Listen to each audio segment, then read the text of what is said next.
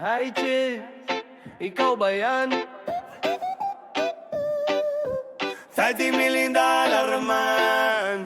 $30 million man. Nasa entablado, may ngiti sa labi. Si Senator Cheese parang walang mali. Pero teka lang, may tanong ang masa. Saan galing tong perang sobra-sobra? Sa 20 nito, halala na'y init. Biglang lumitaw, campaign fund legit.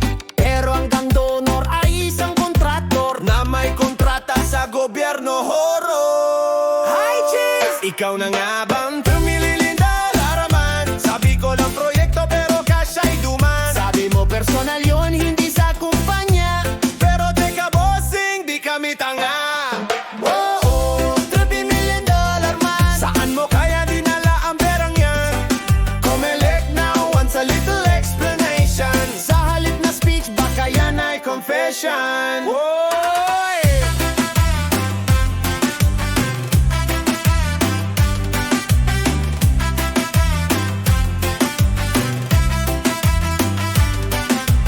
Centerways, di lang basura ang dala. May bagsak ng project mula sa DPWH pa. 80 projects daw, sa Sorsogon karamihan. Coincidence ba to o investment plan? Mayor ang kapatid, councilor pa ang isa. Lahat may connection, lahat may kabit pa. Sabi mo wala kang nilabag sa batas, pero ang amoy ng kwento mo ay lagnat. Naka-check ang records, may pangalan ka. Kumakapit sa excuse na pera ko to ha. Pero sa ilalim ng omnibus code, Pag may kontrata ka, bawal yan bro.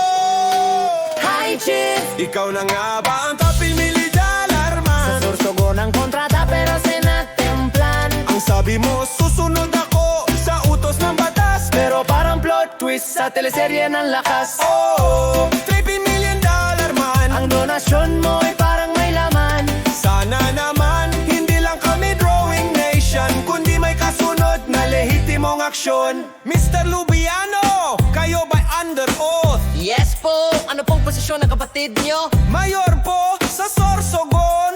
Parang telenovela na may budget. Hi Chief! Oh,